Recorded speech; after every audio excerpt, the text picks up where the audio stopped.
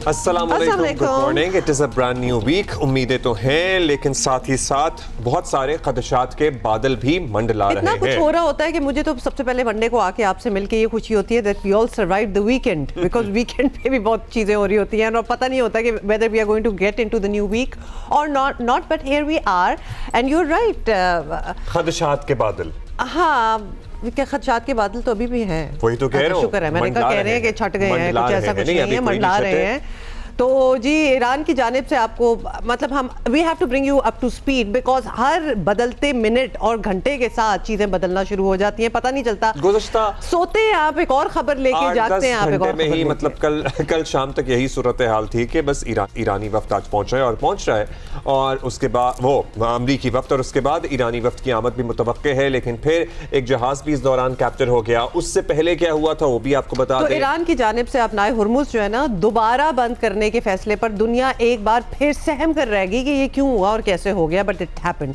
खुल गया था ना पिछले 3-4 दिनों में, उसके बाद दोबारा बंद हो गया और ऐसा लग रहा था कि अमेरिका और ईरान के दरमियान बनते बनते मामला जो है वो फिर बिगड़ने लगे हैं। ईरान का उस वक्त मौक़िफ़ था कि हमने तो खोल दी है, लेकिन अमेरिका ने अपनी नेवल ब्लॉकेड अपना ब्लॉकेड हटाया नहीं किया, इसलिए ये सीज़ फायर के खिलाफ वर्जी है। और फिर I am sorry but we have to put in all the statements that have been coming from the American side as well. मतलब ट्रंप साहब तो खुद ही अपनी एक स्टेटमेंट इतनी भारी होती है उनकी कि समझ नहीं आती कि वो बातें बनाना चाह रहे हैं, मतलब वो कि या बिगाड़ना चाह रहे हैं। हाँ, कि निबट जाए चीजें या बिगड़ जाए चीजें, कुछ समझ नहीं आती। तज्जियाकारों की ये राय है कि ये हल्की फुल्की फायरिंग जिसे कहते हैं ना, लफ्जी गोलाबारी भी चलती रहेगी और शायद कहीं फिजिकल गोलाबारी भी थोड़ी बहुत चलती रहे। लेकिन ये भी हुआ, हम तो रह गए ना थोड़े थोड़े। ईरान की तरफ से भी कुछ फायर किए गए और फिर एक शिप अमेरिका ने भी अपने बकौल उनके कब्जे में ले लिया है। अमेरिकी सदर ने कहा है कि उनके नुमाइंदे मुज़ाकरात के लिए आज शाम इस्लामाबाद में होंगे, तो ये बात तो तय है। व्हाइट हाउस के मुताबिक अभी तक बाय द वे हर चीज में हमें अभी तक का डिस्क्लेमर दे देना चाहिए। प्लीज कॉन्फिडेंस से तय है ना, कहीं कुछ पता नहीं है कि क्या तय है। अमेरिकी वक्त में नायब सदर जेडी वैंस, स्टीव विटकॉफ हैं, जैरेड कुशनर शामिल होंगे। इससे पहले ये खबर आई थी कि जेडी वैंस शायद नहीं होंगे,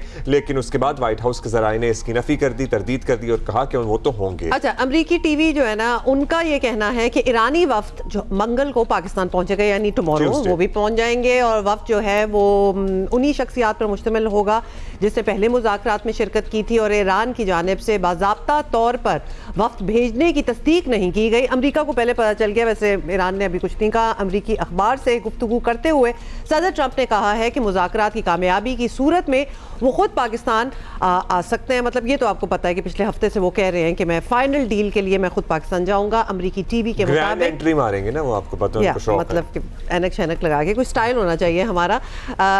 it's a very serious situation जिसको हम जरा लाइट हार्टेडली आपको बता रहे हैं, but of course you know things are still up in the air. तो अब ट्यूसडे को ईरानी जो है वफ्द वो तवक्को किया जा रहा है। बहुत सारी चीजें जो हैं, वो अपेरेंटली आज शाम को पहुंच जाएंगे। लेबनान वाला मामला तो सेटल हो गया था, लेकिन उसके बाद सो हामिद मीर साहब हमारे साथ हैं, who better to talk to सुबह जरा bring us all up to speed करने के लिए। अस्सलाम वालेकुम मीर साहब, गुड मॉर्निंग, कैसे हैं आप? खैरियत से हैं मीर साहब? गुज़श्ता 8-10 घंटे में भी बहुत कुछ हो गया, एक शिप भी कैप्चर हो गया। आपको पता है इससे पहले स्ट्रेट ऑफ हॉर्मुज़ जो है वो खुला था, फिर बंद हो गया, सॉर्ट ऑफ यही चल रहा है कि क्या स्टेटस है, लेकिन 50 रोज हो गए हैं उसकी बंदिश को भी। ईरानी वक्त सर मंगल को पहुंच रहा है, क्योंकि उनके सरकारी जराए अभी तक तस्दीक नहीं कर रहे हैं। देखिए, सवाल जो है वो आपको ये पूछना चाहिए था कि डोनाल्ड ट्रंप जो है वो अपने रवैये में कोई बेहतरी लेके आएंगे या नहीं लेके आएंगे। ये दूसरा तीसरा मीर साहब, इसका कोई जवाब नहीं हो सकता। ये तो डोनाल्ड ट्रंप को खुद भी नहीं पता होगा, तो हम आपसे क्या पूछें, लेकिन बताएं।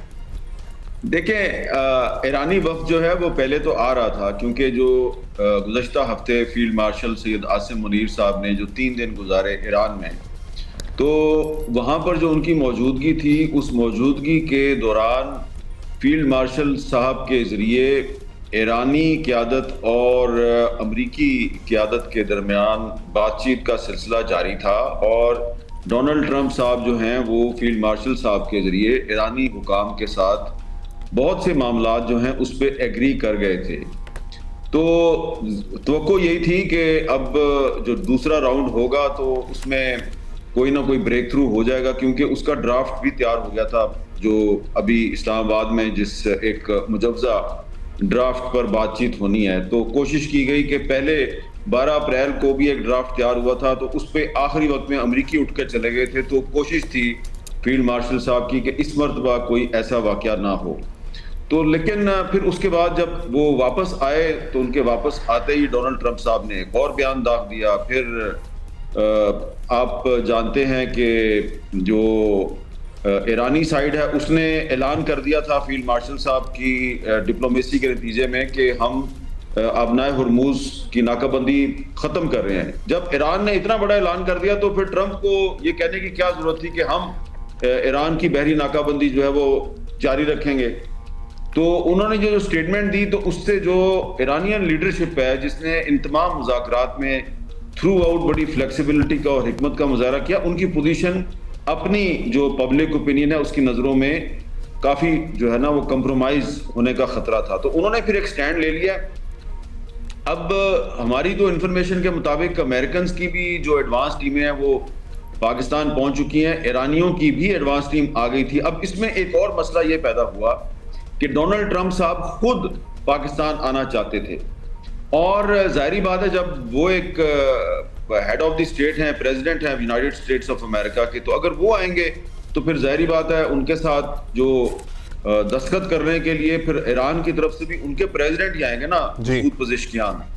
तो मसूद पेज़ेश्कियान साहब जो हैं वो उनका ये ख्याल था कि और उनकी टीम का भी ये ख्याल था कि ट्रंप साहब जो हैं वो उनके बारे में हम कोई हतमी राय दे नहीं सकते, उनके बारे में कोई भी ये नहीं कह सकता कि वो आएंगे नहीं आएंगे, और अगर आएंगे तो कहीं वहां पे बैठ के वो जो ड्राफ्ट है जिसपे हम एग्रीमेंट कर चुके हैं वो उसी से मुकर जाए, वो कहें जी कि ये ठीक नहीं है। बहुत चांसेस हैं इस चीज के, बल्कि मीर साहब हम तो मतलब जितना आपसे भी सुन रहे हैं और जितना पढ़ रहे हैं और देख रहे हैं, वो एंड मोमेंट पे भी यू टर्न, इनफैक्ट उनका होना ट्रंप का कैन एक्चुअली चीजें खराब कर सकता है। ये आपने ऐसी बात की है जो मैंने अपने एक सोर्स की जुबान से एग्जैक्टली यही बात सुनी है। वो तेहरान से मेरे से बात कर रहे थे, एग्जैक्टली उन्होंने यही कहा कि पाकिस्तान को हमने मशवरा दिया है कि आप कोशिश करें कि ट्रंप ना ही आए तो बेहतर है, जेडी वैंस से ही गुजारा कर लें। अच्छा, अब इसमें लेकिन ना ये तमाम जो मामलात हैं, कल भी मैं बार बार ये कह रहा था कि अगर कुछ गड़बड़ हुई आखिरी वक्त में तो उसके जिम्मेदार ट्रंप होंगे।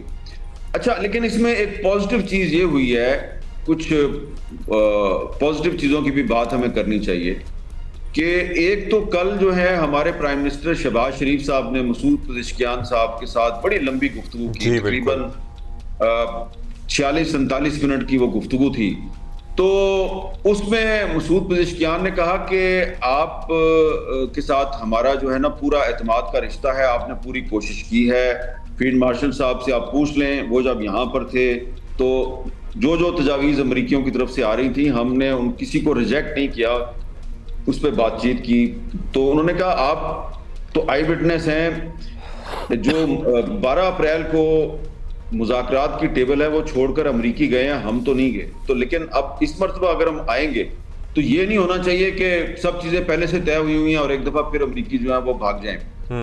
तो अब लेकिन एक अच्छी चीज ये हुई है कि अभी थोड़ी देर पहले हमें यह पता चला है कि जो जंग जब शुरू हुई थी तो ईरान का एक जो स्कूल था मिनाब में, जहां पर एक अमरीकी मिसाइल हमले में 160 बच्चियां और उनके बहुत से टीचर्स भी शहीद हुए थे। जी बिल्कुल। उन बच्चियों के वालिदैन ने पोप लियो को एक खत लिखा है, और खत जो है वो उसमें बड़ी एक जो इनकरेजिंग चीज है, एक उम्मीद की किरण नजर आ रही है, वो ये है कि उन्होंने एक तो पोप लियो का शुक्रिया अदा किया और उसमें कहा है कि आपने जो अपील की है कि हथियार रख दिए जाएं, हथियार रख दिए जाएं, तो बच्चियों के वालिदैन ने पोप लियो से ये कहा है हमें उम्मीद है कि आपकी इस अपील पर अमल दरामद होगा और आपकी अपील सुनी जाएगी।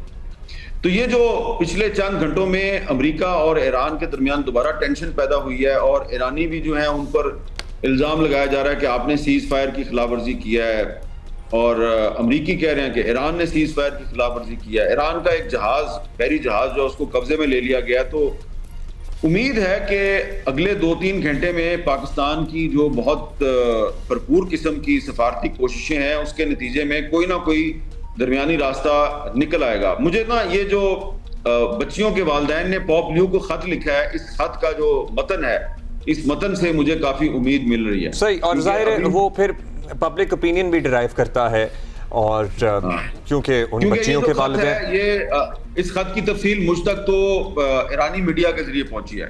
तो अगर ईरानी मीडिया में ये चीज पब्लिसाइज हो रही है कि मिनाब की जो शहीद बच्चियां हैं उनके वालिदैन ने पॉप लियो के इन अल्फाज से एग्री किया है कि हथियार रख दिए जाएं, तो हो सकता है कि ईरान के मौक़िफ़ में इस वक्त जो थोड़ी सी सख्ती पैदा हुई है उसमें नरमी आए और वो सेंटिमेंट पब्लिक में भी ट्रांसपोर्ट हो। अच्छा मीर साहब, एक दफा फिर अब्दुल्ला साहब, एक दफा फिर जो है ना, मैं ये रिपीट करना चाह रहा हूँ, मैं कल शाम से ये चीज रिपीट कर रहा हूँ जी सर, कि अगर एक दफा फिर मामला ठीक होता है और दोबारा गड़बड़ हो जाती है तो जिम्मेदार ट्रंप साहब होंगे। ये बात हमें बार बार इसलिए कहनी चाहिए कि दुनिया को पता रहे कि मामला पाकिस्तान बार बार ठीक करता है, बार बार ठीक करता है जी, और हम यही देख रहे हैं। दुनिया को नजर आ रहा है, मतलब दुनिया भी ने भी अब पिछले 6 हफ्तों से 7 हफ्तों से दुनिया देख रही है ट्रंप के कैंप से, और खासतौर पे उनके अपने लोग क्या बोलेंगे वो तो खुद नहीं चुप होते। तो साहबा आप ये भी तो देखे ना कि दुनिया जो है उसने देखा कि एक तरफ तो वाशिंगटन में लेबनान और इजराइल के दरमियान सीज फायर हुआ, और उसके बाद भी साउथ लेबनान के एक इलाके में जो एक इजरायली सोल्जर है उसने जीसस क्राइस्ट की तौहीन की और हैमर से उनका जो मुजस्मा है उसको तोड़ने की कोशिश की। तो ये इस किस्म के जो वाकयात हैं इससे तो नफरत मजीद बढ़ती है। अब देखिए ना, हमारा ये ख्याल था कि जनाब जो इजराइल की जो ज़ायनिस्ट लॉबी है वो सिर्फ मुसलमानों के खिलाफ है, तो अब तो वेस्ट में ये सवाल किया जा रहा है कि यार ये तो मुसलमानों से ज्यादा हम क्रिश्चियंस के खिलाफ हैं। तो इस किस्म के जो वाकयात हैं कि सीज फायर के दौरान इजरायली फौज जो है वो इस किस्म की हरकतें कर रही है, इससे जो पाकिस्तान की जो सफारती कोशिशें हैं उन पर इनडायरेक्टली मंफी असर पड़ा। और वैसे इजराइल जो है वो सीज फायर के दौरान क्या क्या करता है वो दुनिया ने गजा में की सीज फायर में भी देख ही लिया होगा। तो सीज फायर को as the sanctity of cease fire they don't honour that, और दुनिया ये बड़ी अच्छी तरह जानती है। एक सवाल अगर आपकी इजाजत तो मैं कर दूं प्लीज मीर साहब, एक ये तासुर ये भी आ रहा था कि कुछ डिफरेंस ऑफ ओपिनियन है IRGC और ईरानी क़यादत में।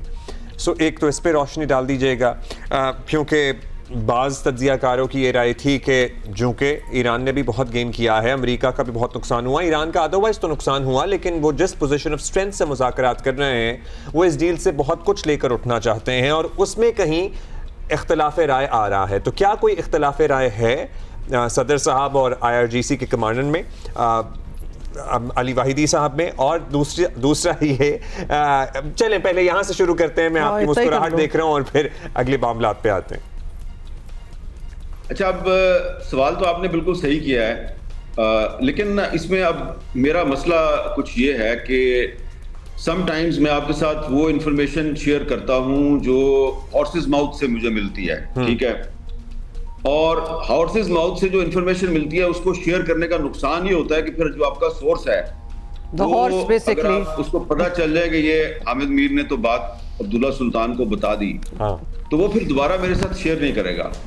चलें, अब आपने सवाल कर दिया और आपके नाजरीन ने भी सुन लिया, तो जवाब तो मुझे देना है। देखिए, ये हमारे जो तज्जिया निगार है ना, वो आम तौर पर जो वेस्टर्न मीडिया में जो बहुत सी रिपोर्ट्स पब्लिश होती हैं, और एक होती है मीडिया डिप्लोमेसी। मीडिया डिप्लोमेसी के तहत कोई जो रियासत है ना, वो समटाइम्स एक सही खबर फीड करती है मीडिया को, फिर एक गलत खबर फीड कर देती है। और मैं इसकी आपको एक मिसाल देता हूं। कल डोनाल्ड ट्रंप साहब ने कम से कम 2 सहाफियों को खुद फोन करके कहा कि जेडी वैंस पाकिस्तान नहीं जा रहा। ठीक है, वो बेचारे जो सहाफी हैं उन्होंने फटाफट जनाब बता दिया, सोशल मीडिया पे अनाउंस कर दिया कि जी वो ट्रंप ने मुझे बताया कि जेडी वैंस नहीं जा रहा। थोड़ी देर बाद व्हाइट हाउस की जो तर्जमान है उसने स्टेटमेंट दिया कि जेडी वैंस जा रहा है। ठीक है, अब ये आपका क्या ख्याल है कि ट्रंप को नहीं पता था कि जेडी वैंस जा रहा है या नहीं जा रहा? ये सारे एक मीडिया डिप्लोमेसी के जरिए आप अपना जो मुखालिफ फरीक है उस पर आप कुछ प्रेशर डालते हैं। अब इसी तरह कल ईरान की 2 मुख्तलिफ जो खबर रसां एजेंसियां हैं वो ये काम कर रही थी। एक एजेंसी कह रही थी कि ईरान जा रहा है पाकिस्तान के की मेजबानी में जो दूसरा राउंड हो रहा है, और दूसरी कह रही थी कि वो नहीं जा रहा। जी। तो अब सवाल जो है वो आप अमेरिका के बारे में नहीं हमारे तजिया नगार उठाते कि वहां पे जनाब तमाम स्टेक होल्डर्स एक पेज पे नहीं है कि ट्रंप कुछ कह रहा है, व्हाइट हाउस की तर्जमान कुछ और कह रही है, पीट हेग्सेथ कुछ कहता है, फिर ट्रंप कुछ और कहता है। हम सिर्फ ईरान के बारे में बात करते हैं। अब मैं आपको अपनी इंफॉर्मेशन और अपना तजिया मैं आपकी खिदमत में पेश कर देता हूँ। जी सर। जी सर। देखिए, इस वक्त जो पाकिस्तान में ईरान के सफीर हैं वो कैरियर डिप्लोमेट नहीं है। उनका ताल्लुक पासदाराने इनकलाब से है। वो जनरल कासिम सुलेमानी साहब के बहुत करीब समझे जाते थे और काफी अरसे से उनको पाकिस्तान में सफीर बना के रखा गया है। उनकी अपॉइंटमेंट आयतुल्लाह अली खामनेई साहब ने की थी क्योंकि ये उनके भी बहुत करीब थे। तो जो पाकिस्तान में जो ईरान के सफीर हैं उनको आप ईरान की वजारत खारजा का तर्जमान सिर्फ मत समझें, बल्कि वो पासदारान इनकलाब और ईरान की जो पॉलिटिकल लीडरशिप है वो उसके दरमियान भी एक ब्रिज है और वो सबको रिप्रेजेंट करते हैं यहाँ पे। सही है। फिर जो कालीबाफ साहब हैं जो 12 अप्रैल को जो आखिरी जो मुज़ाकरात हुए और मैं उनको जाती तौर पे जानता हूं, मेरी उनसे मुलाकात रही है, मैंने उनका इंटरव्यू भी किया है। कालीबाफ साहब जो हैं वो सिर्फ एक कैरियर पॉलिटिशियन नहीं है। उन्होंने बजाते खुद पासदाराने इनकलाब के साथ मिलकर जी इराक के खिलाफ जंग में हिस्सा लिया हुआ है, मुहाज पर गोलियां चलाते रहे हैं। तो ये जो हमारे यहाँ पाकिस्तान में एक तासुर पाया जाता है ना कि पासदाराना इनकलाब कोई और चीज है और जनाब ईरान की पार्लियामेंट और उनका वजीर खारजा ये कोई और चीज है। जो सुप्रीम लीडर है वो पासदारान को रिप्रेजेंट करता है और जनाब जो प्रेसिडेंट है और जो वजीर खारजा है वो पॉलिटिकल लीडरशिप को रिप्रेजेंट करता है। और जी पॉलिटिकल लीडरशिप का आपस में कोई जो है ना इख्तलाफ है। तो देखें, मैं अभी थोड़े से अपने आप को ब्रेकें भी लगा रहा हूँ साथ साथ। अभी जो फील्ड मार्शल आसिम मुनीर साहब गए थे ना ईरान में 3 दिन रहे, तो उन्होंने सबके साथ मीटिंग्स की, पासदाराने इनकलाब की लीडर, बल्कि जो खातिबुल अंबिया हेडक्वार्टर है वहां पर भी गए और कुछ ऐसे लोगों से भी मुलाकात की जिनका जिक्र मीडिया में नहीं हुआ।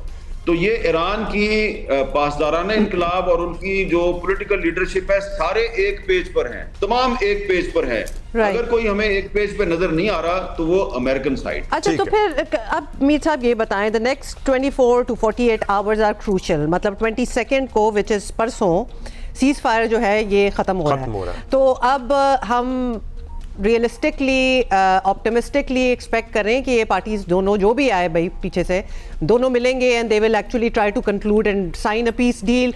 और अगर ये नहीं होता, we have to look at the other side as well, तो क्या होता है फिर? सीज फायर में तोसी हो जाएगी और उसके बाद मामलात आगे जाएंगे या फिर हालांकि इसी पे कंक्लूड भी हो सकता है? ये क्या कंक्लूजन हुई? वैसे बड़ा ओपन एंडेड होगा ये। तो इसमें जो अभी मैंने आपको पहले भी बताया कि फील्ड मार्शल सैयद आसिम मुनीर साहब जो है उन्होंने अपने 3 दिन के दौरे ईरान के दौरान अमेरिकन और ईरानियंस के दरमियान जो एक मुजवजा पीस एग्रीमेंट का ड्राफ्ट है उसकी हर एक क्लॉज पर एग्रीमेंट करवा लिया है। एग्रीमेंट करवा कर वो वापस आए हैं, लेकिन बाद में अब फिर ट्रंप साहब ने काम बिगाड़ दिया है। तो अब इसमें पाकिस्तान का तो कोई कसूर नहीं है ना। शहबाज शरीफ साहब की और मसूद पज़ेश्कियान साहब की जो मुलाकात हुई है उसमें तो शुक्रिया अदा किया गया मसूद पज़ेश्कियान साहब का कि आपने तो 12 अप्रैल को भी बड़ी फ्लेक्सिबिलिटी का मुजाहरा किया और अभी भी आपने बड़ी हिकमत का और फ्लेक्सिबिलिटी का मुजाहरा किया। तो मैं आपको बार बार यही खबर दे रहा हूं कि एग्रीमेंट का ड्राफ्ट तैयार हो चुका है। अब सिर्फ ट्रंप साहब जो है ना वो ये तासुर देना चाह रहे हैं कि जनाब अभी तक कोई चीज तय नहीं हुई है और जो भी चीज तय होगी वो हमारी टर्म्स एंड कंडीशन पे होगी, क्योंकि ट्रंप साहब बहुत अनपॉपुलर हो गया ना अमेरिका में। तो मीडिया और पब्लिक कंजम्पशन के लिए हो सकता है ये कर रहे हो ना, और अंदर से वो भी तय कर चुके हो। अगर उनको अपनी डोमेस्टिक ऑडियंस की कंजम्पशन के लिए इस तरह की ड्रामेबाजियों का हक हासिल है तो क्या ईरान जो है वो ड्रामेबाजी तो नहीं कर रहा ना। जब आप बार बार ये तासुर देंगे कि वो अभी ट्रंप ने भी एक बयान दिया है कि पासदाराने इनकलाब जो है वो जनाब अपने आप को बहुत हार्ड साबित करने की कोशिश कर रहे हैं। तो अभी तक तो आपको कोई खबर आई कि ईरान की फौज के अंदर या पासदाराने इनकलाब के अंदर जनाब किसी को चेंज कर दिया गया है, किसी को निकाल दिया गया है, किसी ने इस्तीफा दे दिया है? कोई आपको खबर मिली है? ईरान से नहीं मिली ना, अमेरिका से बहुत मिली है। शहीद होते जा रहे हैं। ये खबरें आपको किधर से मिल रही हैं? अमेरिका से मिल रही हैं कि वहां से जनाब फलां को भी निकाल दिया, फलां को भी निकाल दिया, फलां को भी निकाल दिया। तो वो अब अपना जो हाउस जो कि इन ऑर्डर नहीं है, वो उससे तवज्जो हटाने के लिए जो डिसइंफॉर्मेशन फैला रहे हैं ईरान के बारे में, तो वो जब डिसइंफॉर्मेशन बंद होगी तो मुझे उम्मीद है कि ईरानी भी मुज़ाकरात के दूसरे राउंड में आ जाएंगे। और मैं एक दफा फिर कहूंगा कि जो मिनाब की 160 बच्चियों के वालिदैन का जो खत है, उस खत से मुझे काफी उम्मीद मिल रही है। It is a very telling story. Mir साहब, thank you so much for your बहुत शुक्रिया आपका मीर साहब, thank you for your time, have a good day. हमारी जो सिचुएशन पाकिस्तान की इस वक्त वो है कि हमने एक दावत की हुई है, घर में हमने पूरा एक देग बना के रखी हुई है। हमें ये नहीं पता कि हमारे गेस्ट जो हैं बेसिकली वो आ रहे हैं कि नहीं आ रहे। So we are just sitting there और हमारी तैयारी पूरी है। आ रहे हैं, कौन कौन आ रहे हैं, we don't know the details of that, but हमारी तैयारी पूरी हमने देख बनाई हुई है। हमने तो ड्राइंग रूम में एसी भी ऑन करके छोड़ा हुआ है। तो हमने बड़ा अच्छा माहौल, टिपिकल हाउसहोल्ड इश्यूज हमारा पाकिस्तानी, आपको पता है, हम तो प्रॉब्लम हमारे कोई मीठा शीठा भी बनाया हुआ है। So we are ready. Now it remains to be seen कि आएगा कौन और आएगा भी कि नहीं। खैर आ तो जाएंगे, लेकिन what's going to happen, yes जाहिर है जितने मुंह उतनी बातें वाला इस वक्त तो सीन चल रहा है। अभी कोई भी चीज दो तो हमारे भी मुंह है। तो ऐसे करते हैं, ब्रेक ले लेते हैं। सही।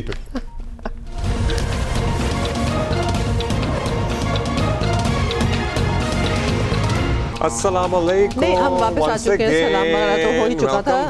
अच्छा सुने ये सब कुछ तो चलता रहेगा हुमा, ये सब कुछ चलता रहेगा। इसीलिए तो मैं अगली बात पे आ रही हूँ कि कल किसी ने मैच देखा। देखिए, if you are watching PSL ना, तो कल जो मैच हुआ था ज़ल्मी वर्सेस ग्लैडिएटर्स, यानी पेशावर वर्सेस कोयटा, तो वो अगर आपने नहीं देखा तो आपने मिस कर दिया, क्योंकि बाबर आजम उसमें आपको देखना था बाबर आजम को। अल्लाह बाबर आजम दोबारा उमट कर वापस आ रहा है। क्यों? क्योंकि बाबर आजम ने सेंचुरी बनाई है। Class, in his form, in his style, in his original game. Yes, Kusal Mendis भी थे वैसे उनके ऑपोजिट। लेकिन मैंने आप खांसले में आपको बताती हूँ कि बाबर आजम की इनिंग्स जो थी ना, उसकी आखिरी गेंद पर बनाई गई सेंचुरी और कुशाल मेंडिस के 83 रन्स की बदौलत पीएसएल 11 में पेशावर ज़ल्मी ने, now listen to this, Quetta gladiators को 118 रन से हराया। क्या 118 से कम तो टोटल टारगेट और स्कोर होता है की through out the tournament. And you know, अगर 3-4 सीजन्स पहले वाला उनका हाल देखें और इस सीजन में देखें तो मतलब it is consistency, it is hard work, and I'm sure it must be planning as well. Every team has had their moments and their time, certainly. But this is definitely match में पेशावर ज़ल्मी ने 3 विकेटों पर 255 run बनाए। Quetta Gladiators की team 137 run तक पहुंच सकी। बाबर आजम ने बहुत से कारनामे इस मैच के दौरान सरअंजाम दिए। सबसे पहले तो उन्होंने बगैर कोई डॉट बॉल खेले 50 मुकम्मल की। क्या कमाल की बात है ना। उन्होंने सिर्फ एक डॉट बॉल खेली और 52 गेंदों पर सेंचुरी मुकम्मल की। फिर उन्होंने और भी बहुत कुछ what किया। a treat for, okay wait, I was just going to say what a treat for people who were watching, लेकिन स्टेडियम तो खाली होता है। हाँ। चलें, for people who were watching on TV, क्योंकि जब बाबर आते हैं उम्मीदें एकदम से ऊपर हो जाती हैं और फिर आपको पता है पिछले कुछ अरसे से उम्मीदें फिर क्रैश भी कर जाती हैं। लेकिन कल he really felt like he played for, you know, all his fans। अच्छा जी, तो हमने कहा ये हम आपको चलते चलते ये तो बता दें, और आज में रेस्ट है बाय द वे, आज कोई मैच नहीं है। We will talk about it later with our experts. Certainly अभी डॉक्टर मलिया लोधी ने हमें ज्वाइन किया है। दोबारा से उसी टॉपिक पर आते हैं जो बड़ा अहम है। डॉक्टर साहब, ट्रंप के सख्त बयानात भी आ रहे हैं। एक शिप भी कैप्चर कर लिया गया है ईरान का अमेरिका के मुताबिक। पासदाराने इनकलाब के सख्त इक़दामात भी अब ये रिपोर्ट हो रहे हैं। अब तक उम्मीद क्या कायम हमें रखनी चाहिए? ये जो बैठक तय है, आज अमेरिकी टीम पहुंच रही है, कल होपफुली ईरानी टीम पहुंचेगी, मेज़ पर ये आएंगे दोनों लोग। बिल्कुल, हमें पूरी उम्मीद होना चाहिए। डॉक्टर साहब को आवाज आ रही है? रखनी चाहिए, इसलिए कि अगर दोनों डेलीगेशंस आ रही हैं, इस्लामाबाद मुज़ाकरात शुरू होने वाले हैं, तो इससे तो फिर यही इंडिकेशन मिलती है कि दोनों तरफ से एक सीरियसनेस है कि एक समझौता को, जिससे कि जंग परमानेंटली ख़त्म हो सके। फिर आपको मालूम ही है कि जो सीज़ फायर वो दरमियान है, उन दोनों मुल्कों के दरमियान, वो बुध को एक्सपायर हो रहा है, ख़त्म हो रहा है। तो अगर तो एग्रीमेंट उससे पहले हो जाती है फिर तो ठीक है, नहीं तो फिर इस सीज़ फायर को भी एक्सटेंड करना पड़ेगा। दोनों तरफ से बयान जो आए हैं हाल में वो सख्त आए हैं, लेकिन इसको हमें इस तरह से देखना चाहिए कि इस किस्म की ब्रिंकमैनशिप होती है मुज़ाकरात से पहले।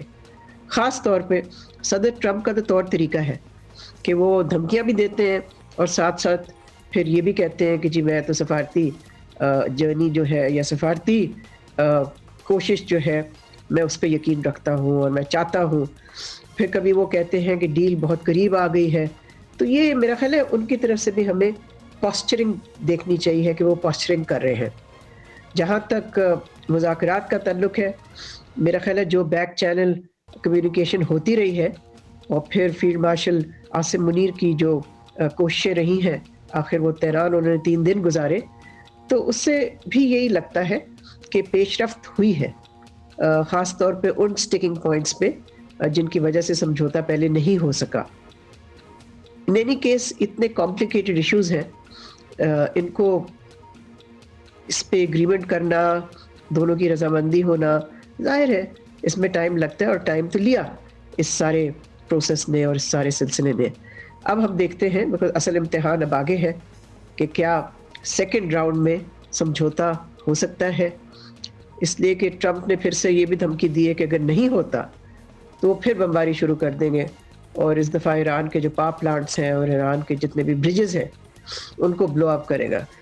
तो वही वाली बात है कि Trump negotiates through bombs and through threats, लेकिन हमें देखना ये है कि एक्चुअल मुज़ाकरात में क्या होता है।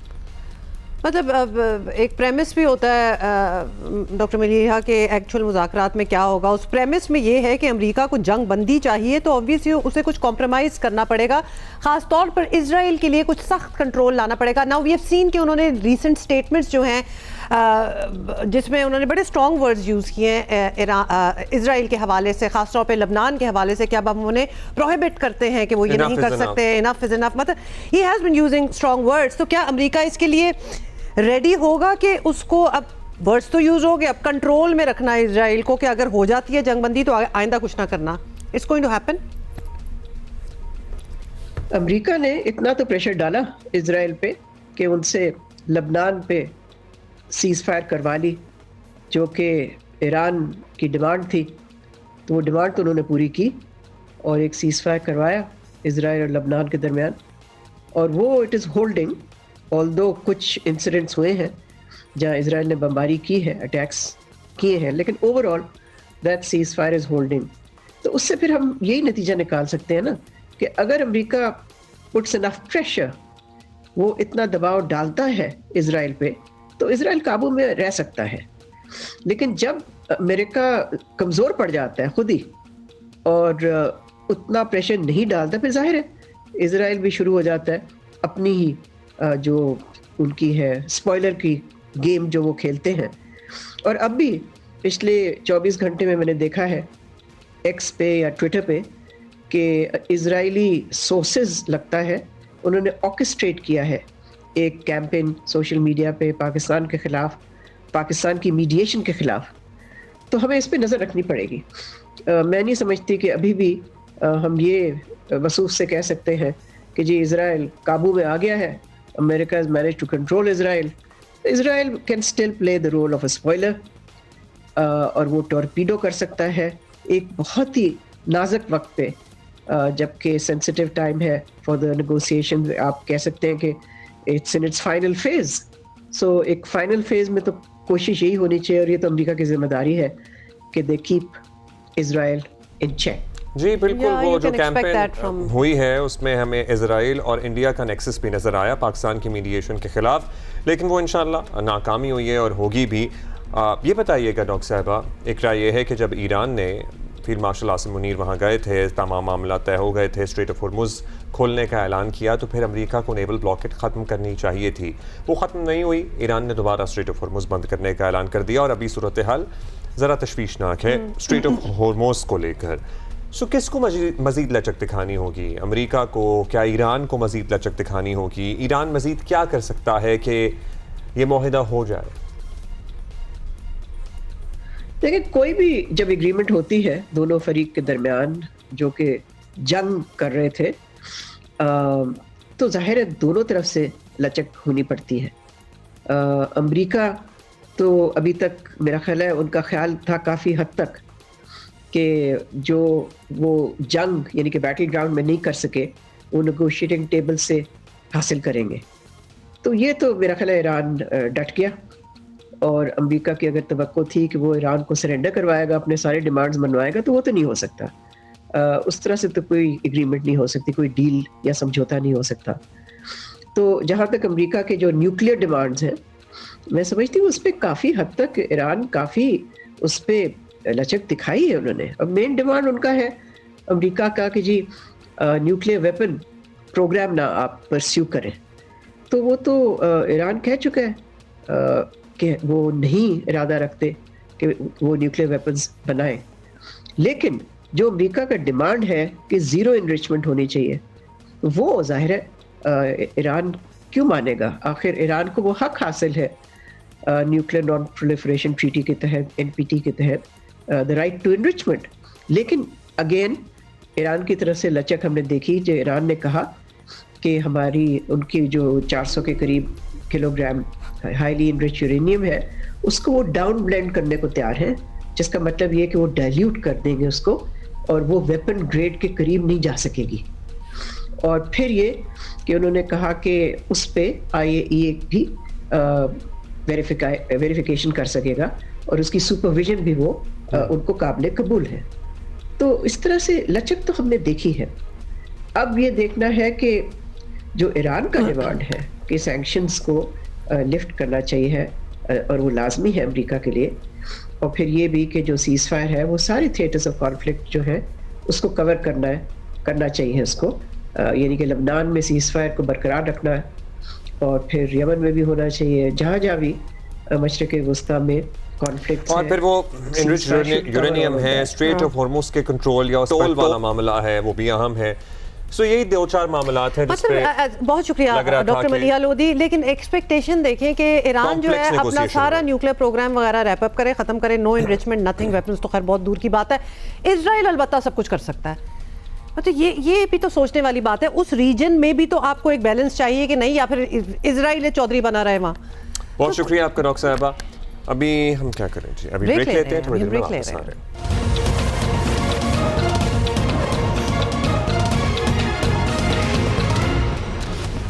वेलकम बैक जी। ये जो घरेलू मुलाजमीन पर तशद्दुद वाले मामलात हैं ना, कौन लोग हैं? ये हर रोज़ की कहानियाँ हैं जो हमारे माशरे में होता है।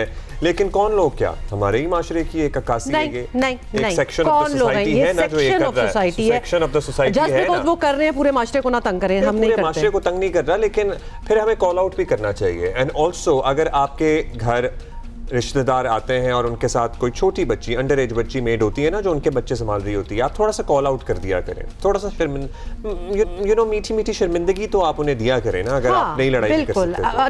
ना लड़ें, लेकिन अगर अंडर एज मुलाजिम रखे हुए हैं, कोई बच्ची कोई बच्चा, और फिर वो बच्चों को ही संभाल रहे होते हैं, ऑल दैट। लाहौर के इलाके डिफेंस में 22 साल घरेलू मुलाजमा और इसके भाई पर पुलिस तशद्दुद का वाकया सामने आया है। बताया जा रहा है कि मालिक ने मुलाजमा पर चोरी का शुबा जाहिर किया था। पुलिस लड़की को गिरफ्तार करके डिफेंस थाने ले गई। मुतासरा फैमिली ने इल्ज़ाम लगाया है कि बच्ची से मिलने गए तो पुलिस ने थाने में बेटे और शोहर को भी तशद्दुद का निशाना बनाया। सोशल मीडिया पर वायरल होने पर DIG ऑपरेशंस ने डिफेंस A थाने का पूरा अमला मुअत्तल कर दिया है। सो हुआ क्या, क्या नहीं हुआ, मामला क्या है? अहमद फराज हमारे साथ मौजूद हैं। अहमद, ये बताइए, चोरी का शुबा था या कोई एक्चुअली CCTV फुटेज वगैरह मौजूद थी? क्योंकि अब बहुत सारे वाकयात में घरों में जो कैमरे होते हैं उनकी फुटेजेस मिल जाती हैं टू प्रूव द पॉइंट। नहीं अब्दुल्ला, इसमें मैं बता दूं कि कोई जिसे कहते हैं ना, कोई एविडेंस नहीं था, कोई शहादत नहीं थी कि जिसमें ये कहा जाता कि ये वाकई ये चोर है, इसने चोरी की है या इसने अंगूठी चुराई है। क्योंकि ना ही कोई डिजिटल एविडेंस था जिसे हम CCTV कैमरा कहते हैं, ना ही कोई फिजिकल एविडेंस था क्योंकि जिसने देखा हो कि उसने चोरी की है या उससे बरामदगी हुई हो, ऐसा कोई एविडेंस नहीं था, शहादत कोई नहीं थी। लेकिन उसके बावजूद उन्होंने थाने में शिकायत की। और देखिए जिस तरह बड़ी ही जिसे कहते हैं बेरहमी के साथ इस बच्ची पर तशद्दुद किया गया, एक लेडी कांस्टेबल थी, हफ्सा और कांस्टेबल आबिद ने जिस तरह इन दोनों बहन भाइयों पर तशद्दुद किया, वो नाज़रीन भी देखा, आप भी देख रहे हैं कि जिस तरह इस बच्चे को ऊपर लटका कर और इसके बाजुओं में डंडा दिया हुआ है और जिस तरह इस पर तशद्दुद किया जा रहा है, मेरा ख्याल है ये तो एक वाक़या था जो एक किसी ने तस्वीर उसकी बनाई या वीडियो बनाई, ये सामने आ गया। ये रोज़ बरोज़ का वाक़या है, ये लाहौर जैसा शहर है जहाँ पे ये वाक़या हुआ है। और नंबर 2 देखिए, ये जो वाक़या हुआ इस पर ऑपरेशन पुलिस ने मुकदमा तो दर्ज किया ही नहीं था। अभी ये मुकदमा दर्ज करने से पहले किस तरह तफ्तीश कर सकते थे, और इस तरह जिस तरह ने 3rd डिग्री इस्तेमाल की है, ये इनका काम है। ऑपरेशन पुलिस ने इन्होंने मुकदमा दर्ज किया, मुकदमा दर्ज करने के बाद इन्होंने दे दी तफ्तीश इन्वेस्टिगेशन में, लेकिन ये 3rd डिग्री भी कर रहे थे और तफ्तीश भी कर रहे थे। और नंबर 2 अच्छा, इसके बाद जो वाक़या है वो भी मुझे एक लतीफ़ा लगता है कि जी वो कहते हैं जी पूरा अमला मुअत्तल कर दिया। अमला कोई मुअत्तल नहीं किया, आप ये देखें सिर्फ SHO को उन्होंने हटाया है और 2 एक लेडी कांस्टेबल और सॉरी के तहत एक बात समझने है हमें, तो वो घर वालों ने कंप्लेन की कि इसने चोरी की है, पुलिस में दे दिया। अक्सर अगर मुकदमा कटने से पहले तशद्दुद हो रहा हो तो वो घर वाले और वो पुलिस वाले एक दूसरे को जानते होंगे, क्योंकि आप फिर फेवर करते हैं उस फैमिली के लिए जहाँ से कॉल आई होती है। तो लिहाजा ये मामला वो चल रहा था, वरना क्यों नहीं मुकदमा काटेंगे वो और पहले ही स्टार्ट हो जाएंगे। क्योंकि इतनी तो एफिशिएंट अभी ना हम समझे पुलिस को कि कोई शहरी कंप्लेन करेगा और वो इतने मुतहर्रिक हो जाएंगे पहुंच भी गए, हमने मुकदमे से पहले उठा भी लेंगे और फिर मारेंगे भी कि कोई बरामदगी हो जाए। आपकी बात बिल्कुल दुरुस्त है, इसमें ये पहलू भी होता है सिफारिश का। ज़ाहिर उसने सिफारिश की होगी या उसका जानने वाला नहीं होगा थाने में या किसी के थ्रू सिफारिश कराई होगी। ये आपका बात बिल्कुल पॉइंट वैलिड है, इस तरह भी होता है। वरना होना ये चाहिए था कि ये मुकदमा दर्ज करते और कानून के मुताबिक मुकदमा दर्ज करने के बाद ये उस FIR को इन्वेस्टिगेशन में देते, फिर इन्वेस्टिगेशन वाले उनको गिरफ्तार करते या उनको मौका देते कि वो बुरी ज़मानत करा के आते और वो शामिल तफ्तीश होते। लेकिन ये बात आपकी बात बिल्कुल दुरुस्त है, लेकिन उससे ज़्यादा जो एक बड़ा मैंने आपको बता रहा था जो लतीफ़ है ना, वो ये है, ये कहते जी पूरा अमला मुअत्तल कर दिया। अमला कोई मुअत्तल नहीं किया, सिर्फ 2 कांस्टेबल जो थे, खातून हफ्सा और आबिद को हटाया है और SHO को हटाया है। और नंबर 2 आप ये देखें कि जो इनका मुकदमा दर्ज किया ना तशद्दुद का, उसमें भी उस बच्ची के या उस लड़की के वर्सा को मुद्दई नहीं बनाया, उसमें खुद जो है ये शहराज है एक सब इंस्पेक्टर थाने डिफेंस का, उसको मुद्दई बना दिया। यानी कि वो कल को अंदाज़ा करें आप कि मुद्दई उनको बनाना चाहिए था जिन पर तशद्दुद किया है, उनका किसी वर्सा को बनाते और फिर खुद ही पुलिस भी जो इसमें मुद्दई भी बन जाती है। तो ये मुकदमा भी कोई पता नहीं कि ये बहुत शुक्रिया। An example should be made out of this whole case. और I'm just happy to know कि खैर happy to know तो कोई बात ही नहीं है सारी चीज़ में, लेकिन वो जो मेड थी वो 22 years old थी। I was actually thinking वो कोई 12 साल की है। पुलिस वेरिफिकेशन का भी कोई प्रॉपर निज़ाम होना चाहिए और मौजूद है, तो उसको हम सब की जिम्मेदारी भी है कि उसे बरूए कार लाएं मुलाजिमीन को हायर करते हुए। अच्छा जी, we'll talk about this some other time। अभी हम ले रहे हैं एक break and we'll be right back।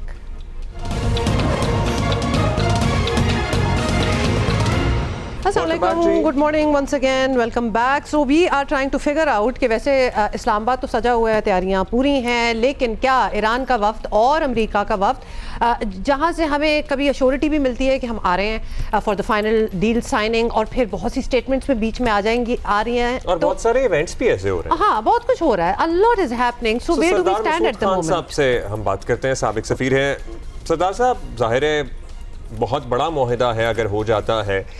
अब ये जो गुज़श्ता 12 घंटे में हुआ या 10 घंटे में हुआ, एक बहरी जहाज़ भी अमेरिका के मुताबिक उन्होंने ईरान का कब्ज़े में ले लिया है। स्ट्रेट ऑफ हॉर्मुज़ खुली थी, अमेरिका ने अपनी नेवल ब्लॉकेट ख़त्म नहीं की, ईरान ने दोबारा से स्ट्रेट बंद करने का ऐलान कर दिया। एक बेयकीनी की सूरत हाल है। ईरानी सरकारी ज़राए ने अपना वफ़द भेजने की ताहाल तस्दीक नहीं की है। आपको क्या लग रहा है, जब इतनी बड़ी कोई चीज़ होने जा रही होती है तो इस तरह के इवेंट्स होते हैं? Are we still on track, do you think? जी, एक तो ये इस वक्त असाबी जंग हो रही है क्योंकि अमेरिका भी दबाव डाल रहा है और रद्द अमल के तौर पर ईरान भी जो है सख्त पोजीशन इख्तियार किए हुए है। एक तो ये सूरत हाल है। पाकिस्तान की तरफ जो है तैयारियां सारी की सारी मुकम्मल हैं। जो अमेरिकी सिक्योरिटी फोर्सेस यहाँ पहुँची हैं वो गैर मामूली हैं। ऐसे नहीं लगता कि सिर्फ नायब सदर JD वैंस के लिए आए हैं। मुमकिन हो सकता है कि सदर ट्रंप भी जो है आने के ख्वाहिशमंद हूँ, लेकिन वो उसी सूरत में हो सकता है कि कोई मुआहिदा हो जाए, कोई पेशरफ्त हो जाए। लेकिन जैसा कि आपने ख़ुद कहा कि ये मुमकिन नज़र नहीं आ रहा, या कम अज़ कम हम तो नहीं कह सकते कि वो मुमकिन नज़र नहीं आ रहा, लेकिन जो इनकी तरफ से एक दूसरे के ख़िलाफ़ मूव्स हैं वो उसकी वजह से कोई मामला खटाई में पड़ता हुआ नज़र आ रहा है। सख्त से सख्त पोजीशन इख्तियार कर रहे हैं। अगर आप ईरान के बयानात का तजिया करें तो उन्होंने दो बातें कही कि वो एक फ़ौजी रद्द-ए-अमल या फ़ौजी कार्रवाई के लिए भी तैयार हैं और साथ साथ मुज़ाकरात के लिए भी तैयार हैं। तो उन्होंने मुज़ाकरात को मुस्तरद नहीं किया, लेकिन उन्होंने कंफर्म नहीं किया कि उनका वफ़द आ रहा है, नहीं आ रहा। कुछ कह रहे हैं आ रहा, कुछ कहते हैं कि नहीं आ रहा। और दूसरे ये है कि वो बार बार ये दोहरा रहे हैं कि उन्हें ये ख़तरा है कि एक मरतबा फिर अमेरिका जो है मुज़ाकरात के इस पूरे के पूरे स्मोक स्क्रीन के अंदर उनके ऊपर एक और हमला कर सकता है, जिसके लिए वो चौकन्ने तैयार हैं। तो इधर अमेरिका की तरफ से जो है वो वाज़े है कि वो अपना दबाव जो है ये सीज़ फायर के ख़त्म होने से पहले ज़्यादा से ज़्यादा बढ़ाना चाहते हैं, ताकि ईरान जो है मजबूर हो के उनके तमाम मुतालबात और उनकी शराइत मान जाए। और जो शराइत की बात है तो उसमें उनकी वजह से मसला अटका हुआ है, वो उनका न्यूक्लियर प्रोग्राम है, वो अपना हरमुज़ है। वो उसके बाद जो ईरान की तरफ से मुतालबा है कि उसके ऊपर माशी पाबंदियाँ ख़त्म की जाएँ, या उसके अलावा जो उसके मुंजमद असासे हैं उनको वागुज़ार किया जाए। और जो लबनान में या जो उनके जो हलीफ हैं उनको भी ना छेड़ा जाए, यानी मतलब है हूथीज़ हो गए, हिज़्बुल्लाह हो गए, और ये कि और जो है उनकी किसी न्यूक्लियर के सिलसिले में वो जो पाबंदियां हैं वो समझते हैं एक्सेसिव हैं, कि वो जो पाबंदियां लगाना चाहते हैं कि मुस्तकिल तौर पर उसे अफसूदगी से महरूम करना चाहते हैं, या उसके अलावा जो है उनका न्यूक्लियर स्टॉक पाइल्स जो हैं उनको वहाँ मुंतकिल करना चाहते हैं अमेरिका में। तो वो ये कह रहे हैं कि ये एक्सेसिव हैं, नाकाबिल कबूल हैं, तो गैर मंतकी हैं उनके नुक्ता नज़र से। जी सरदार साहब, जी बिल्कुल, आपने बड़ी सारी चीज़ें एक्चुअली पॉइंट आउट कर दी जो हमने आपसे सवाल भी करना था। सो लिहाजा वन बाय वन ये स्मोक स्क्रीन वाली और पीछे से कोई वो हमला शमला ना कर दे, अब उसको इतना रियलिस्टिक इसलिए शायद एट दिस मोमेंट नहीं समझना चाहिए, बिकॉज एक राउंड ऑफ टॉक्स ऑलरेडी हो गई है और एक sort of a cease fire, मतलब नॉट सॉर्ट ऑफ, लेकिन इट इज़ स्टिल होल्डिंग। तो उस चीज़ से, तो उस टेंशन से तो ईरान को थोड़ा सा निकल आना चाहिए। दूसरी चीज़ ये है कि एक हफ्ते से ज़्यादा गुजर गया है from the last talks to this round जो शायद हो जाए। पहली बार उन दोनों को लाना टेबल पे असूलन तो should have been more difficult, but it seems कि दूसरी बार लाना और सारी चीज़ों पे मामलात पे तय पाना, this is actually seeming to be a much bigger and more difficult task. सही कह रही हैं आप। उसमें यह है कि देखिए, पाकिस्तान तो कोशिश करता रहेगा कि उनके इख्तलाफात कम हों। पाकिस्तान ने इस सिलसिले में तेहरान से भी मुशावरत की और उसके बाद अमेरिका से भी पाकिस्तान के जनरल आसिम मुनीर, हमारे वज़ीर आज़म जो है वो राब्ते में हैं, और इलाक़ाई तौर पर भी जो है उन्होंने मिस्र की, तुर्की की, सऊदी अरब और दूसरे ममालिक की जो है हिमायत हासिल की है। चीन जो है पूरे आपकी कोशिशों की हिमायत कर रहा है। लेकिन मसला यहाँ अटका हुआ है कि उन्होंने जो जब सीज़ फायर करीब आती चली जा रही है तो अमेरिका ने अपनी पोजीशन सख्त कर दी है, एक ब्लॉकेड लगा दिया है। मेरा ख्याल है कि ईरानियों की तवक्को थी कि जब वो अपने हरमुज़ को खोलेंगे तो अमेरिका जो है ब्लॉकेड को, इस मुहासरे को ख़त्म कर देगा। लेकिन अमेरिका ने एक तरफ खैर मकदम किया जो अपने हरमुज़ आर्जी तौर पर ईरान ने खोली थी, और दूसरी तरफ उसने ये कहा कि ये ब्लॉकेड जारी रहेगा, और फिर ये भी कोई इशारा नहीं दिया कि वो इस जंगबंदी में तोसी के लिए तैयार हैं।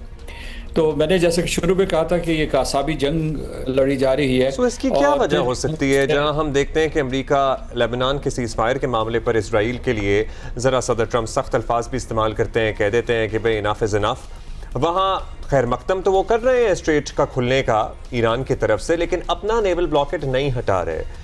इस बात तजियाकारों की, दिफाई तजियाकारों की ये भी राय है कि चूंकि अमेरिका देख चुका है कि बम बरसा के उसे कुछ हासिल नहीं हुआ, इसलिए इकोनॉमिकली वो अपना प्रेशर बरकरार रखना चाहता है, ब्लॉकेट बरकरार। बल्कि ट्रंप साहब ने तो ये एक्नॉलेज किया है कि ये ब्लॉकेट जो है it is turning out to be much more fruitful for them rather than जो उन्होंने इतना ईरान पे अटैक किया है।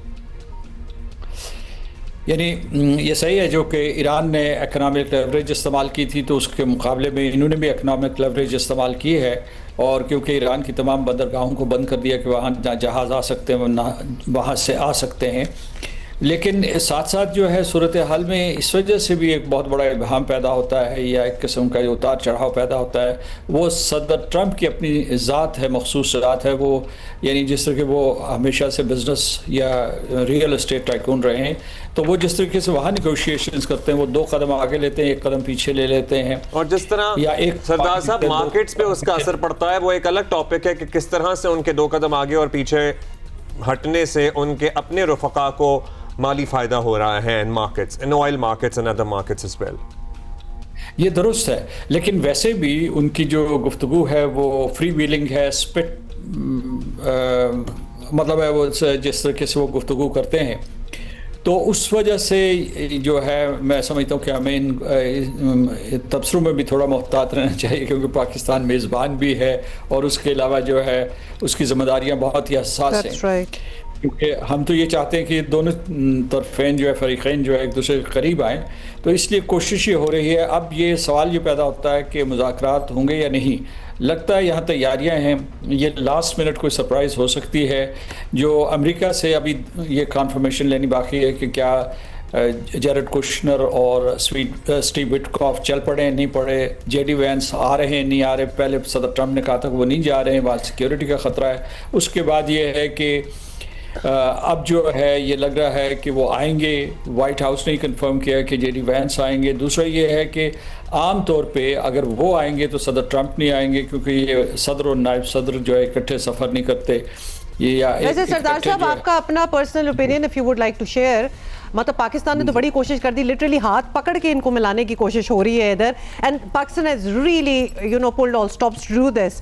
आपके ख्याल में अगर ट्रंप साहब खुद पहुंच जाते हैं तो वो फायदेमंद होगी फॉर द डील, या फिर उल्टा नुकसान भी हो सकता है? टेंशन हुई भी है कि अगर वो खुद आते हैं तो जी, आई एम आस्किंग एवरीबॉडी, क्योंकि उनके इतने बेलिजरेंट किस्म के स्टेटमेंट्स होते हैं कि अगर वो खुद ही पहुंच गए तो अच्छी बनी बनाई चीज़ ख़राब ना हो जाए।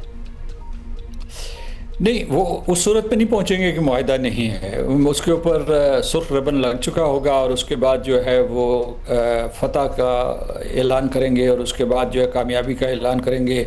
ईरानी क़यादत के लिए भी बहुत से अच्छे अल्फाज का इस्तेमाल करेंगे। ये उनके मतलब है स्टाइल है सदर ट्रंप का। तो वो ऐसे नहीं आएंगे कि यहाँ जो मुज़ाकरात का एक मरहला जारी हो, निगोशिएटर्स एक दूसरे से बात कर रहे हूँ या टेक्निकल टीम्स एक दूसरे से बात कर रही हूँ, तो उस वक्त वो यहाँ पहुँचे। वो तब पहुँचेंगे जब वो या उनके ज़ेर निगरानी, मतलब वो देख सकते हैं कि जो डेजिग्नेटेड फोकल पॉइंट्स हैं या नेगोशिएटर्स हैं वो उनके सामने दस्तखत कर रहे हों और वो इसकी फुटेज, इसकी इमेजरी लेके वापस अमेरिका जाएं। फोटो ऑप होगा बेसिकली। जी जी, तो ये उसके लिए वो फतह के लिए आएंगे, इसके लिए नहीं आएंगे कि वो मुज़ाकरात को मज़ीद गंभीर करें या पेचीदा करें। तो मेरा ख्याल है, मेरा ये ख्याल है। और दूसरा ये कि उनके आने का मतलब ये एक सिग्नल होगा कि पस पर्दा जो भी पाकिस्तान सालसी कर रहा था वो कामयाब हो गई है और जो बुनियादी नुकात हैं वो जौहरी प्रोग्राम है, स्ट्रेट ऑफ हॉर्मुज़ है, माशी पाबंदियाँ हैं, लबनान है, इसके ऊपर कोई इत्तफाक हो गया है। अच्छा, ये तो बड़े इंपॉर्टेंट पॉइंट्स हैं और बाज़रा ये भी बता रहे थे कि जब फील्ड मार्शल ईरान के दौरे पर थे तमाम चीज़ें तकरीबन तय हो गई थीं और बस उसके बाद हतमी चीज़ें आगे बढ़नी थी और मराहल मुकम्मल हो जाने थे मुआहदे तक पहुँचने के लिए। अब हम क्या एज्यूम करें? हम एक देखते हैं बाज़ चीज़ें मीडिया कंजम्पशन के लिए भी की जाती हैं, पब्लिक कंजम्पशन के लिए भी की जाती हैं। पब्लिक ओपिनियन को राज़ी रखना वो भी एक अहम टास्क है दोनों मुल्कों के लिए। सो किसकी तरफ से हमें ज़्यादा इशारे मिलते हैं कि ये बयानात जो हैं या जो छोटी मोटी खिलाफ वर्जियाँ हैं सीज़ फायर की या और ज़रा जिसे कहते हैं ना ह्यूब्रिस होने की कोशिश है, दोनों साइडों से है। सो किसके लिए ज़्यादा मुश्किल है या आसान है अपने आवाम को राम करना या राज़ी रखना? सदर ट्रंप परवाह नहीं करते ना, वो आजकल जो है रिपब्लिकन पार्टी की कर रहे हैं। डेमोक्रेट्स तो वैसे उन्हें निशाना तनकीद बनाते रहते हैं और उसके बाद मेगा बेस जो है उसमें भी जो एक डिसेंशन मौजूद है या डिसअफेक्शन मौजूद है उसको भी वो समझते हैं कि अपनी शख्सियत के बलबूते पर वो उसे संभाल लेंगे और उनको है ऐसा तरीक़ा आता है कि वो यानी मतलब ये है कि अगर इसमें कुछ इस किस्म की नाकामी के आसार भी हों तो उनको बताएंगे कि किस तरीके से शानदार कामयाबी हुई। ईरान की जो क़यादत है वो तलवार की धार पे चलती है, क्योंकि इस वक्त जो है एक तरफ तो पासदारान इनकलाब हैं, वो जंग लड़ रहे हैं, पूरी ईरानी कौम ने कुर्बानियाँ दी हैं, उनकी जो फर्स्ट ईयर ऑफ लीडरशिप थी उसका सफाया हो गया था। तो इस वजह से वहाँ जो है उनको मुख्तलिफ जो पावर सेंटर्स हैं उनमें एक किस्म का रब्त रखना, जो उन्हें जंग में रखा है, काबिल तारीफ़ है, लेकिन वहाँ जो है ये बेसिकली रेवोल्यूशनरीज़ हैं, ओल्ड गार्ड है, न्यू गार्ड है, तो इन्हें एक दूसरे के दरमियान इत्तेहाद बरकरार रखना बहुत यानी एक मुश्किल काम है। मैं ये नहीं कह रहा कि इत्तेहाद नहीं है, लेकिन मुश्किल काम है।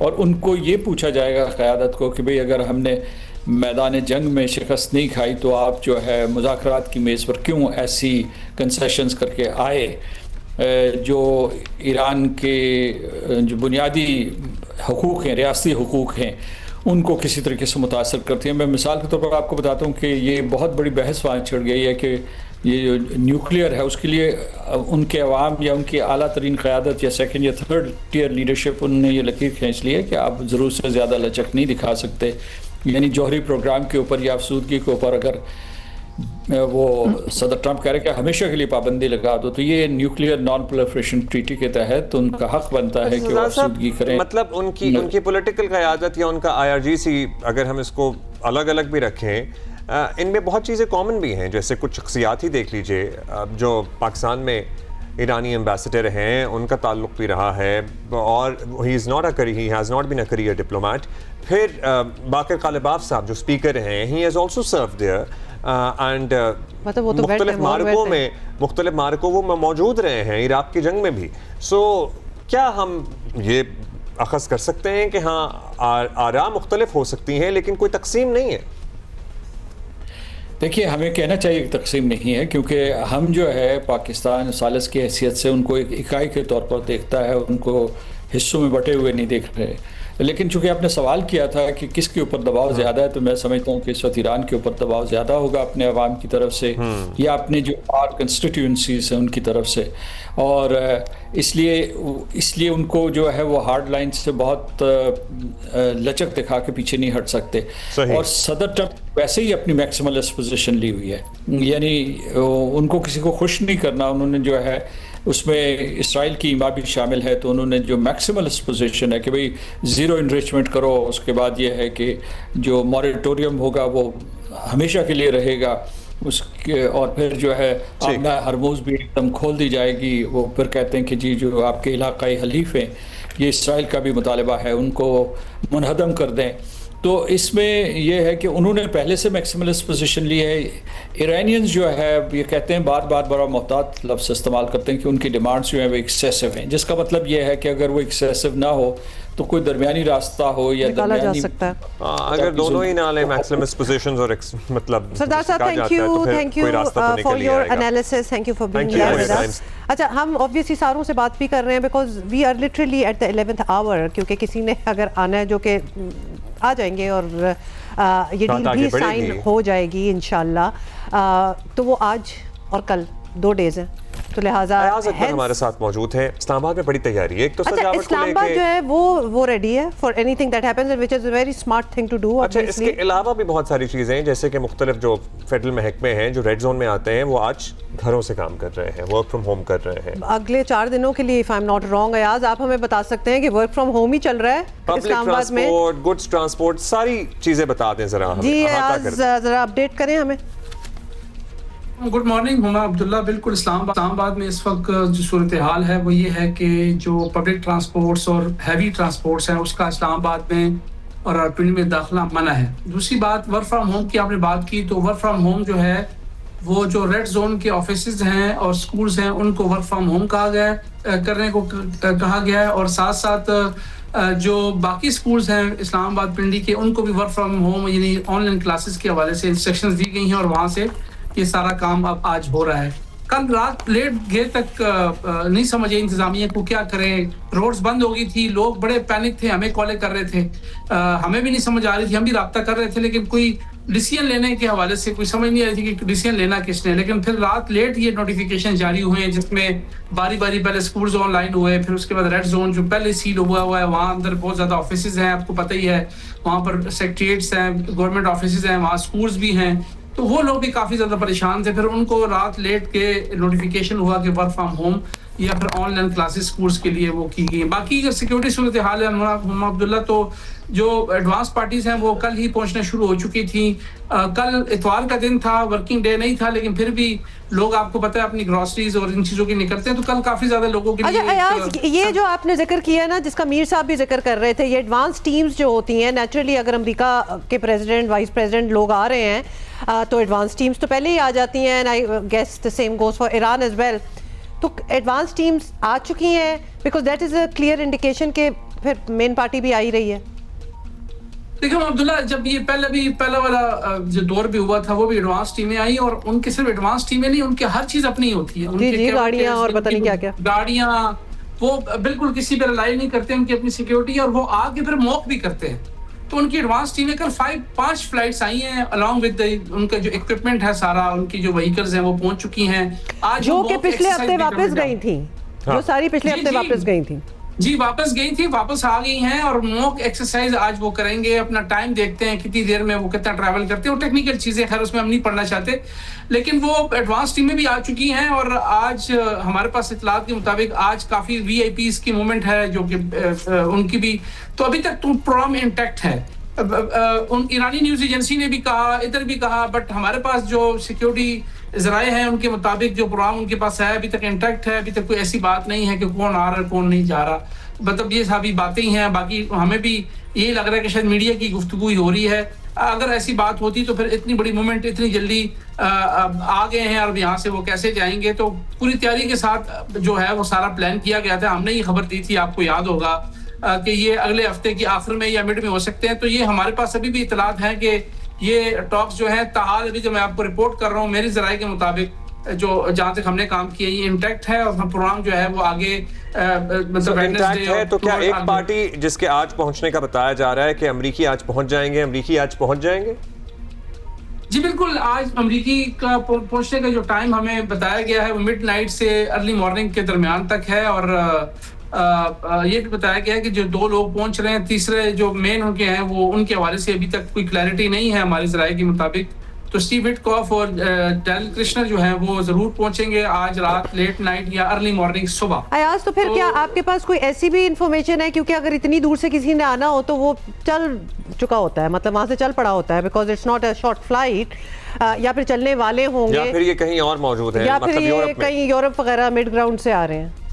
देखिए जी, पहले भी जब क्योंकि JD वैंस आपको पता है कि वाइस प्रेसिडेंट है, तो उनकी जो मूवमेंट थी वो तो लाइव दिखाई गई, आपने भी देखी, मैंने भी देखी, वो तो क्लैरिटी की थी। तो स्टीव विटकॉफ और जेरेड कृष्णन जो है, जो अभी तक हमारे पास इत्तलात है कि ये दोनों ही आ रहे हैं, तो उनके हवाले से वो किस वक्त निकलते हैं वो आपको पता है कि वो बताना उनके लिए भी जरूरी नहीं है, दिखाना भी जरूरी नहीं है, और हमारे पास इंफॉर्मेशन राइट आना भी उनके लिए जरूरी नहीं है। वो हमारे अपने जराए हैं कि वो हमें बताएंगे कि वो किस वक्त तो ईरानी, उनका डिपार्चर। अच्छा, ईरानी सरकारी मीडिया अभी तक तस्दीक नहीं कर रहा कि उनका वफ्द कब पहुंचेगा या नहीं पहुंचेगा। सो हम तो ज़ाहिर है पूरी उम्मीद है कि वो पहुंचेंगे। सो उनके बारे में इत्तलात हैं क्या आपके पास कि वो कल ट्यूसडे वाले दिन तक पहुंच जाएंगे? उन्होंने तो करीब से ही आना है।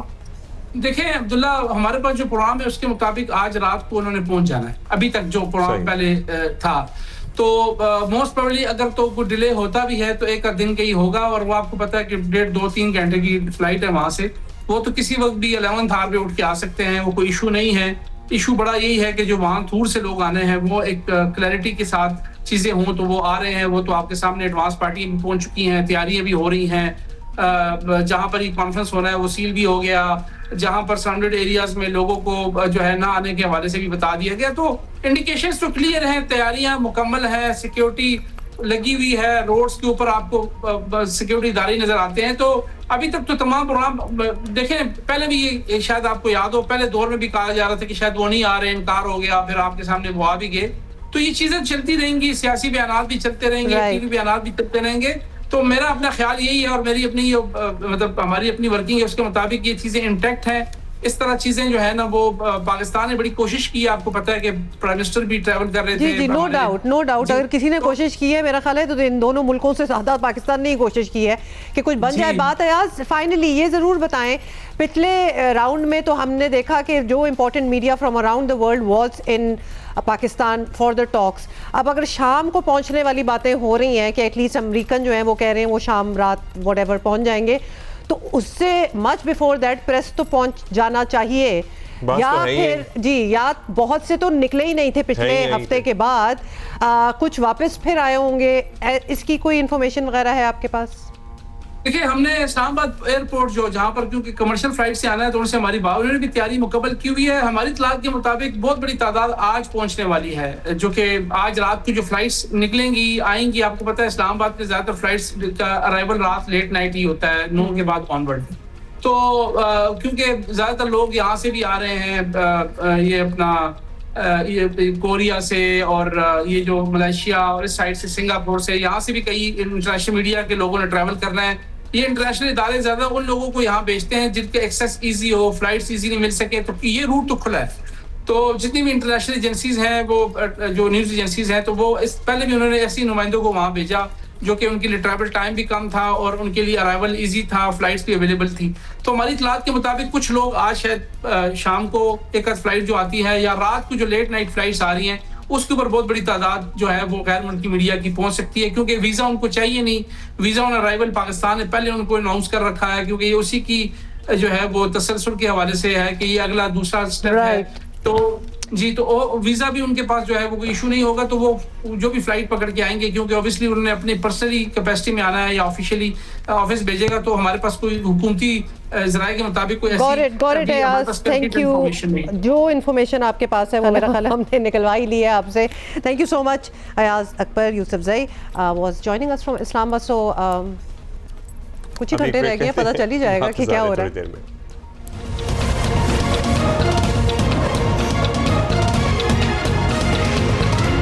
अच्छा जी, पीसीबी जो है वो काफ़ी कुछ मेजर फैसले, एक्स्ट्रा ऑर्डिनरी फैसले जिसको कहा जाता है ना, वो ले रही है, because obviously they need to really upgrade the teams. अब फैसले कुछ ऐसे हो रहे हैं जैसे कि बांग्लादेश में होने वाले अगले महीने ना 2 टेस्ट मैचेस हैं। अब उसके लिए ये फैसला किया गया है कि सरफराज अहमद जो हैं वो उस टेस्ट के लिए उस टीम के हेड कोच होंगे। So Sarfaraz Ahmed is going to be the head coach. Asad Shafiq is going to be the batting coach, and Umar Gul will be the bowling coach. ये सारा कुछ आपने बता दिया। और 16 रुकनी टेस्ट स्क्वाड में 4 नए खिलाड़ियों को भी मौका दिया जा रहा है, जिनमें अब्दुल्ला फजल हैं, इमाद भट्ट हैं, अजान अवैस हैं और गाजी गौरी हैं। उनको पहली बार शामिल किया गया है। सरफराज अहमद को हेड कोच बनाए जाने से मुताल्लिक क्रिकेट के हलकों में मिला जुला रद्द अमल देखा जा रहा है। बास क्रिकेट माहिरीन ये समझते हैं कि सरफराज अहमद को कोचिंग का इतना तजर्बा नहीं है जितनी बड़ी जिम्मेदारी उन्हें दे दी गई है। लेकिन दूसरी तरफ ऑब्वियसली बहुत से लोग इसको सराह भी रहे हैं कि पीसीबी का ये अच्छा फैसला है, हिमायत कर रहे हैं इसकी, क्योंकि वो मेहनती तो हैं और डेडिकेटेड भी हैं। एब्सोल्युटली। और क्रिकेट में बतौर मेंटोर भी अपने फराइज सर अंजाम दे चुके हैं। सो पाकिस्तान बांग्लादेश टेस्ट मैचेस 8 से 12 मई तक ढाका, जबकि दूसरा टेस्ट होगा 16 से 20 मई तक सिलहट इंटरनेशनल क्रिकेट स्टेडियम में। सो बांग्लादेश में ही होने जा रही है सीरीज।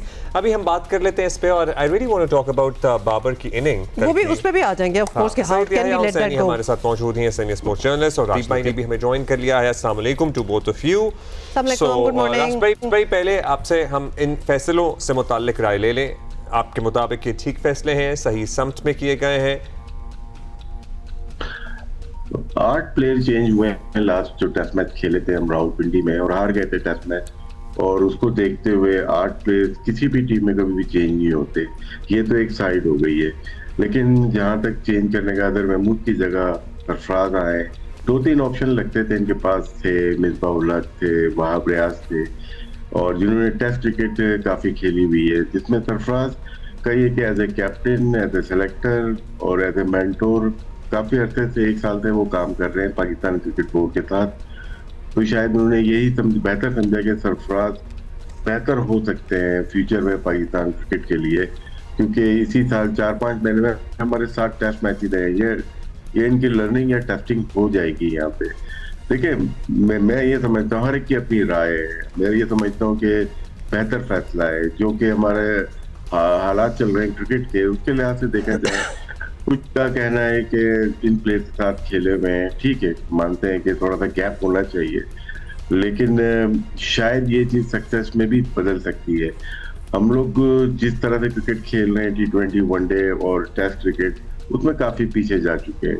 उसमें हमें यंग ब्लड चाहिए जो कि अभी रिसेंटली रिटायर हुआ है और वो फोकस हो हमारी क्रिकेट के ऊपर। इसमें यह है कि सिलेक्शन के ऊपर थोड़ी सी बात जरूर हो सकती है कि जो हमारे बैटिंग कोच है असद शफीक 77 टेस्ट मैच खेल रहे हैं, वो सिलेक्टर भी हैं और वो साथ में बैटिंग कोच भी आए। सरफराज भी एज ए सिलेक्टर भी हैं और एज ए हेड कोच भी। इसको पाकिस्तान क्रिकेट बोर्ड को अलग अलग इस शोबे को अलग करना पड़ेगा, क्योंकि बहुत ज्यादा डोमिनेशन कुछ चंद प्लेयर्स की या स्टाफ की, कोचिंग स्टाफ की हो जाएगी, जो कि किसी भी टीम के लिए मुनासिब नहीं होगा।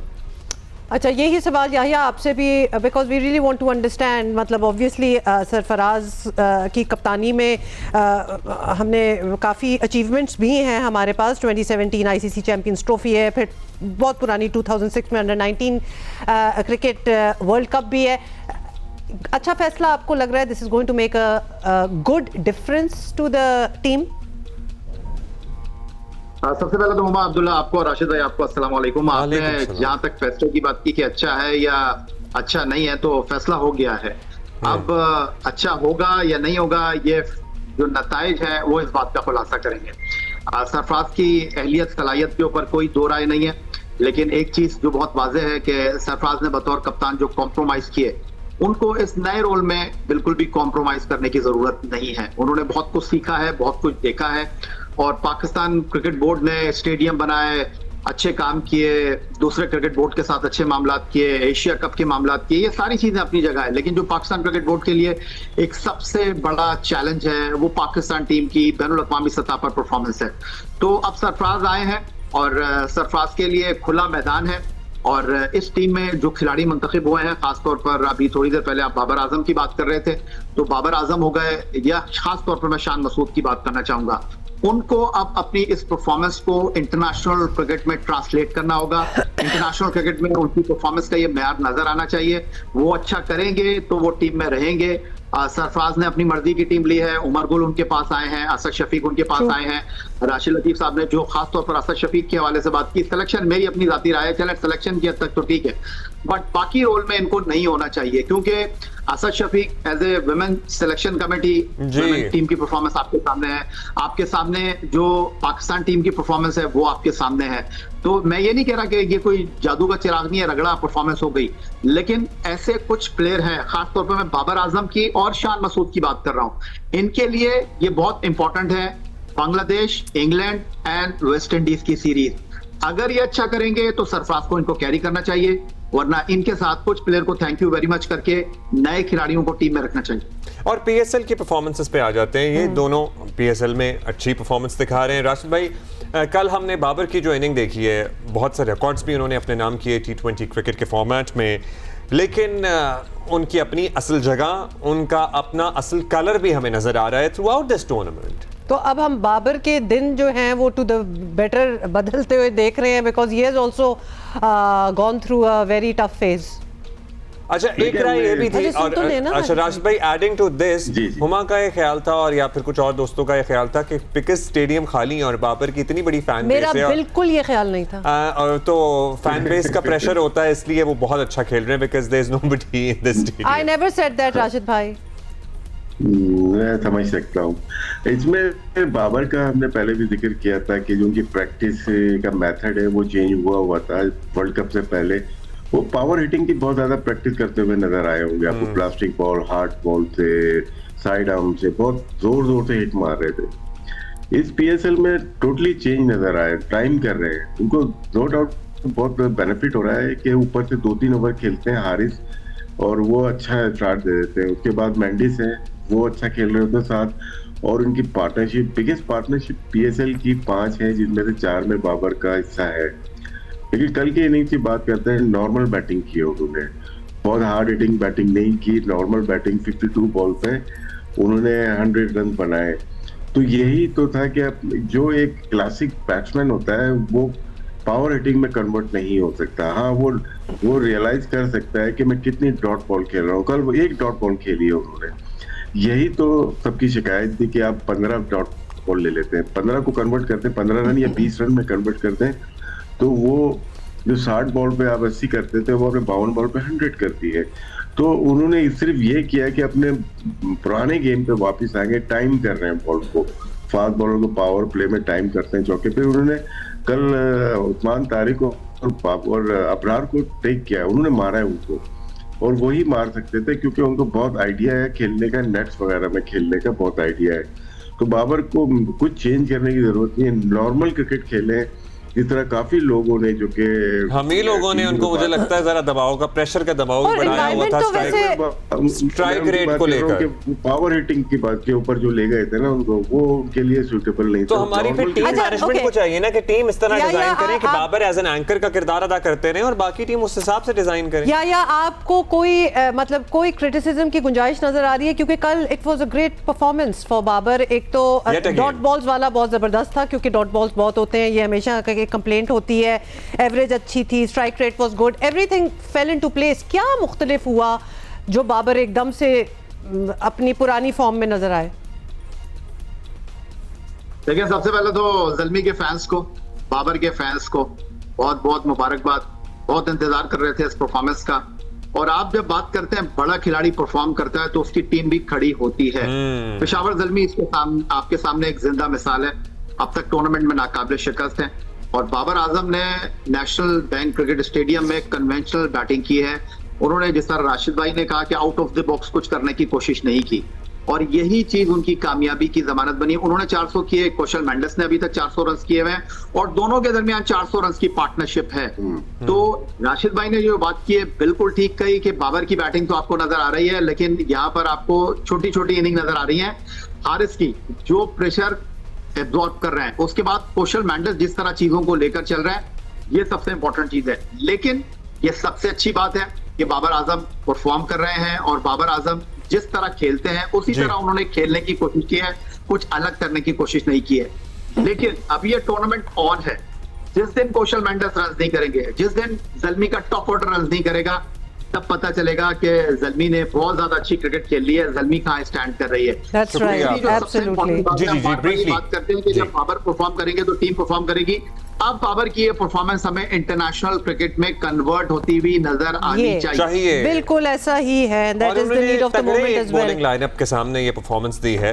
Thank you Yahya, thank you Rashid भाई, that's all the time we बहुत शुक्रिया राशिद भाई। अच्छा, हमने लेनी है शान मसूद का भी हमें तारीफ करनी है, मतलब वो भी एक निखर के सामने आ रहे हैं and he is really performing the best of his career in this PSL 11। अच्छा, देख लेते हैं। समीर मिन्हास हैं, शान हैं, बाबर हैं, मतलब बहुत से हैं वैसे तो। और कोई ब्रेक के बाद मिलते हैं। नहीं, अच्छा,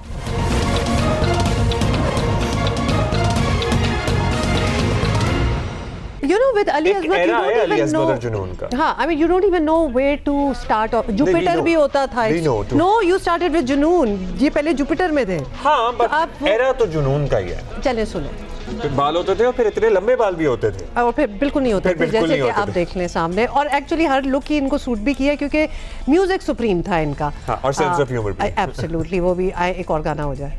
म्यूजिक को जो इन्होंने रॉक की आमेज़िश के साथ दुनिया के सामने पेश किया, और फिर जो साथ उनके म्यूजिक के जो वीडियोस आती थी वो भी एक game changer kind of videos थी। आ जाएंगे जेन्युइन नॉस्टैल्जिया। आज हमें बड़ा शदीद हिट किया। मैं तो इस्लामाबाद में अपने पहले घर पे पहुंच गई थी। So anyway, that's it, G. We're going to see you tomorrow, inshallah. Bye.